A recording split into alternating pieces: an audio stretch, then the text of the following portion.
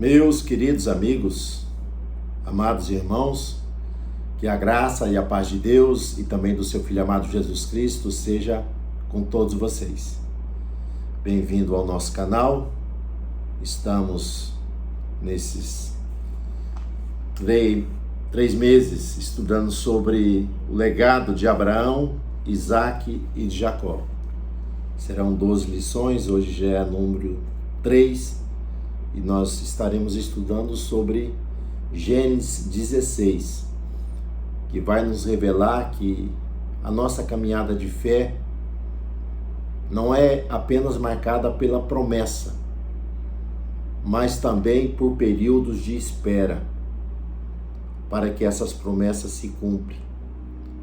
E o nosso comentador, ele coloca o título A Impaciência na espera do cumprimento da promessa. Então, no Gênesis 15, nós vamos encontrar o questionamento de Abraão. 10 anos havia se passado da chamada de Deus na vida de Abraão, aonde Deus lhe fez muitas promessas. Porém, nós temos que aprender a esperar em Deus, como diz o salmista: esperei com paciência no Senhor. E paciência é uma virtude que precisa ser trabalhada na nossa vida, porque a paciência, ela nos gera esperança, e a esperança produz a confiança. E quando isso acontece, o nosso coração ele é brindado, porque a confiança é a certeza de que Deus vai realizar aquilo que Ele prometeu no tempo determinado por Ele. E muitas vezes Deus usa esse fator tempo para moldar o nosso caráter. Gênesis 15, antes de nós entrarmos em Gênesis 16, nós vamos ver que quem está aflito, impaciente, preocupado, é Abraão. 10 anos havia se passado e, aparentemente, relacionado ao nascimento do herdeiro de Abraão, não havia acontecido.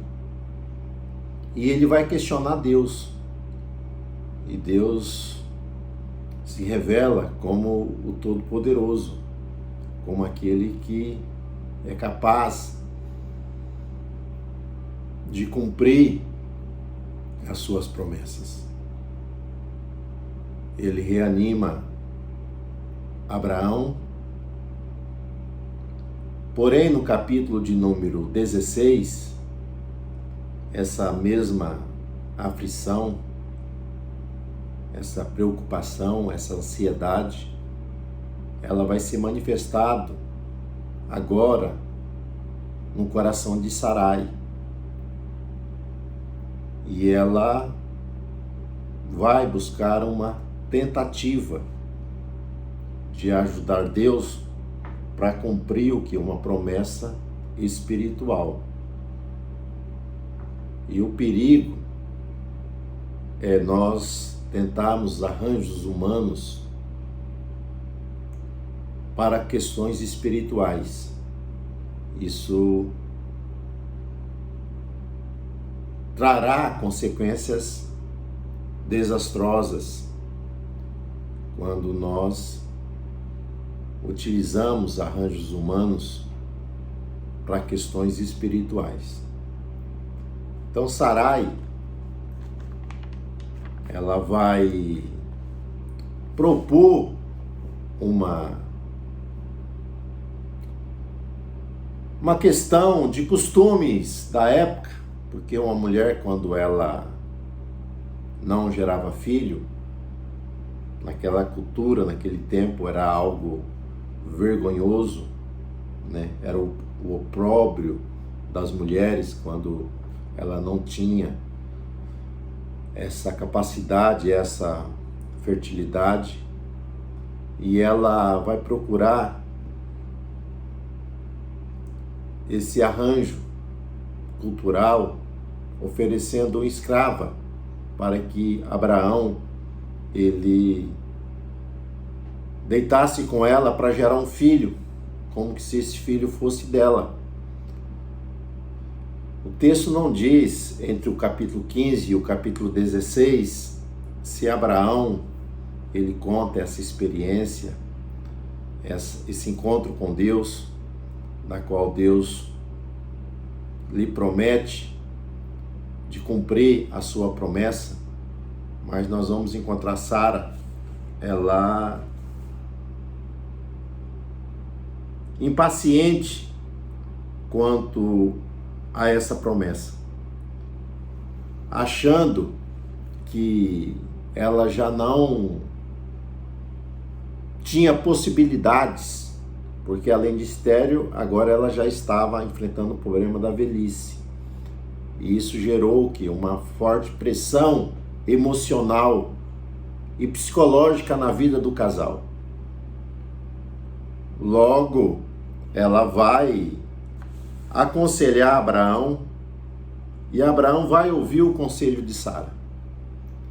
A Bíblia diz que ouviu Abraão a voz de Sara. Então, nós temos que estar aberto para ouvir o que os conselhos,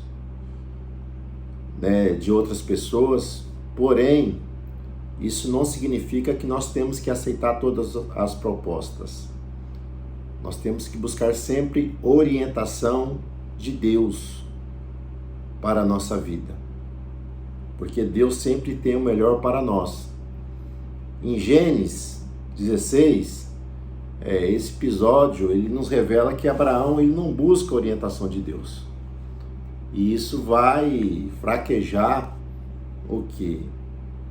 A sua fé nesse momento conturbado que ele está vivendo ali dentro do seu lar, né? Então a nossa fé, ela passa por momentos de fragilidades quando nós não buscamos orientação de Deus, não buscamos ouvir Deus falar, né, relacionado às problemáticas que nós enfrentamos no dia a dia. E Abraão vai dar ouvido a Sara, e nós vamos ver que Agar, ela vai ficar grávida. E quando isso acontece, nós vamos ver que Agar, que era uma escrava, provavelmente naquela descida de Abraão lá no Egito, sem consultar a Deus, nós vamos ver que ele foi presenteado com vários presentes. E esses presentes, uma serva egípcia chamada Agar. E ela vai se exaltar, ela vai se sentir o que? Agora no direito, de questionar a autoridade de Sara, que era a sua senhora. Então vai surgir uma rivalidade, porque ela, que é serva, agora ela quer ser o que é a senhora. Ela se coloca na disputa porque ela está carregando o que? Um filho de Abraão. Logo, na cabeça dela, ela tem o direito o quê? De zombar de Sarai, de assumir uma função que antes não era dela. E Sara vai reclamar com Abraão, e Abraão vai se esquivar dizendo: olha, você que me deu esse conselho, o texto não diz, mas vou usar uma expressão chula aqui, você se vire, você que criou esse filho, agora você toma conta. E Sarai vai afligir agora Agar. Olha só o conflito que surgiu, um arranjo humano fora da direção de Deus. Surge esse conflito familiar, e nós vamos ver que Agar, que provocou tudo isso, no sentido porque dela continuar como serva, na questão de humildade ali dentro da casa, ela se exalta e ela quer estar acima da sua senhora. E a sua senhora agora vai entrar no embate com ela. E ela vai fugir. Ela não se humilha, ela foge. Então, consequências de decisões precipitadas nos causa prejuízo na nossa caminhada de fé. Então, ela abandona a casa de Abraão e ela foge para o deserto. E uma mulher grávida no deserto, a consequência não vai ser boa, né? Mas dentro da casa de Abraão, ela havia visto a fé de Abraão, a sua devoção, a sua adoração, e ela cria em Deus de Abraão, é tão verdade que ela vai clamar, né? E nós vamos ver, meus irmãos, que Deus, Ele ouve e Ele vê. E Deus se importa com as decisões humanas que pode nos causar prejuízo. Porque ela fazia parte de um arranjo criado por Sara e trouxe a ela o que? Um sofrimento humano. Que aparentemente as pessoas estavam o quê? Apática, ignorante a esse fato. Mas nós servimos a um Deus que tudo vê, a um Deus que se importa com todas as pessoas. Ele não só apenas, ele dirige a história, mas ele se importa individualmente com cada pessoa. E Deus viu ali a aflição ali de Agar, e Deus demonstra o que? A sua graça e a sua misericórdia para com aquela mulher. E diz para ela: olha, eu também tenho um plano para com a vida desse menino. Ele também será um grande povo. Mas você volte e submeta-se à sua senhora. Quer dizer, não saia da sua posição. Porque ela saiu, entrou no caminho do orgulho, da arrogância. E isso é prejudicial. Então nós temos que vencer as obras da carne com o fruto do Espírito, demonstrando o quê? Um sentimento de amor, de respeito para com os outros. Ela tinha que demonstrar o quê? Um sentimento de gratidão, de respeito para com a sua senhora, que havia colocado ela sobre o seu teto, o seu senhorio. Com certeza ela seria honrada. Mas ela entra em outro caminho querendo ser exaltada. Então quem quer ser exaltado acaba sendo humilhado. Mas os humildes, esses são exaltados, não pelos homens, mas por Deus. Então Agar, ela experimentou que um socorro vindo da parte de Deus. Mesmo o filho dela não sendo filho da promessa, Deus o favorece. Deus age de misericórdia, de graça, em favor para com ela e para com o menino.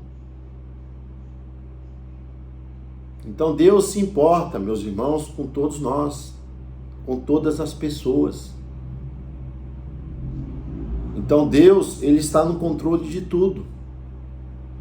Embora não havia uma promessa específica para Agar, a promessa era para Abraão e para Sara, mas o Senhor, Ele demonstra o que? A sua graça e seu favor para todas as pessoas.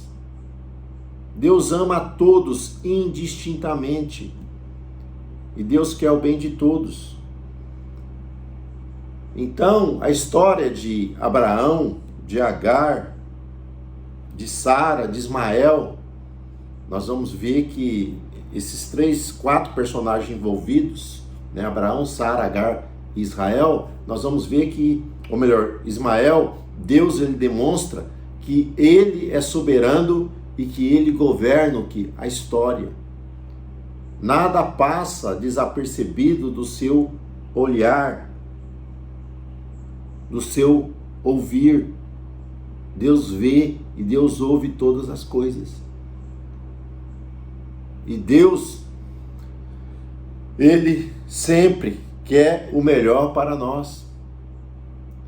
Então, mesmo diante dessa ação, desse arranjo humano, nós vamos ver que Deus fala e Deus demonstra que Ele continua governando a história, que Abraão e Sara devem aprender a esperar, a crer nas promessas de Deus.